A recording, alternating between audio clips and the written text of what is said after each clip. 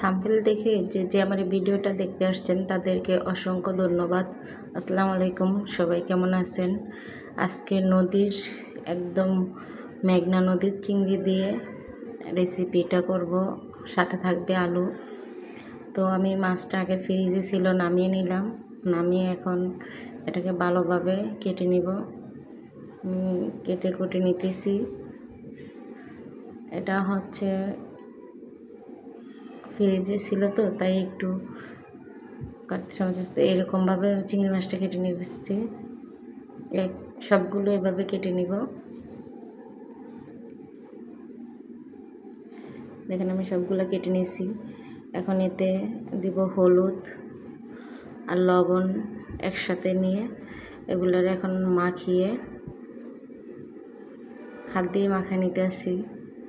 হাত দিয়ে মাখায়া এখন এটাকে ভেজে নিব।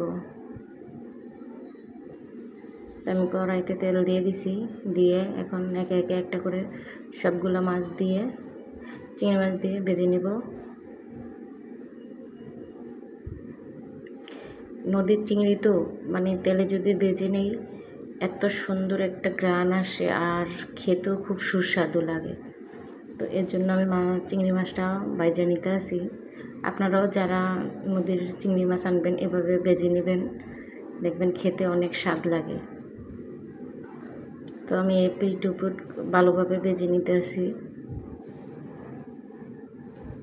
বেশি ভাজবো না, আবার একদম কমও ভাজবো না, মিডিয়াম ভাজবো। ওটার থেকে মানে একটা সুন্দর ফ্লেভার আসে, খেতেও মজা লাগে। তো আমি সবগুলো চিংড়ি মাছ এখন উঠাই নিলাম। দেখেন আমি কীরকম ভেজে নিছি।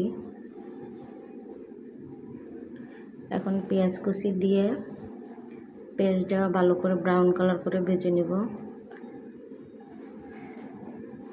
ব্রাউন কালার করে ভেজে হালকা একটু পানি দিয়ে এখন এতে হলুদ, মরিচের গুঁড়া, সাথে দিব 2টা কাঁচা মরিচ আর হচ্ছে আদা রসুন লবণ, এই সব মশলাগুলো দিয়ে আমি ভালো করে এটাকে কষায় নেব। মশলাটা কষালে মানে হয় কি, যে আদা রসুনটা দিব এটার গন্ধটা থাকে না, হলুদ মরিচের গন্ধটাও থাকে না, খেতে একটা অন্যরকম স্বাদ লাগে। তো মশলাটা আমি প্রায় 2 মিনিট বা 1 মিনিটের মতো কষায় নিতেছি। কষায়া এতে এবার যে আলুটা আমি কুচি করে রেখেছি ওই আলু কুচিটা দিয়ে দিব। সবগুলো আলু কুচি দিয়ে এখন আমি ভালো করে এটাকে নেড়ে চেড়ে কষায় নেব। তো কষানো শেষ হলে আমি ঢাকনা দিয়ে ঢেকে দেব। তো আমার কষানো অনেকটা হয়ে গেছে।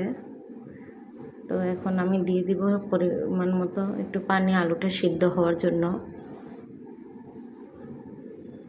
আলুটা সিদ্ধ হয়ে গেলে তখন আমি দিয়ে দিব মাছ, চিংড়ি মাছটার সাথে অ্যাড করব। তো আলুটা সিদ্ধ হওয়ার জন্য আমি আবার কিছুক্ষণ ঢেকে দিব।